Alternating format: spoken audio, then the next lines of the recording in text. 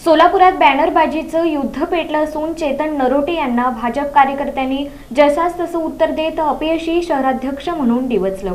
काँग्रेस शहराध्यक्ष चेतन नरोटे यांनी नुकतेच मानखटाव येथील सभापती निवडीचे बॅनर लावून पालकमंत्र्यांना डवचिण्याचा प्रयत्न केला होता। त्याला प्रत्युत्तर आज भाजप कार्यकर्त्याने अपयशी शहराध्यक्ष हा मान मिळवून दिल्याबद्दल जयाभाऊंचे आभार असे बॅनर लावून काँग्रेस शहराध्यक्ष चेतन नरोटे यांना प्रत्युत्तर दिले आहे।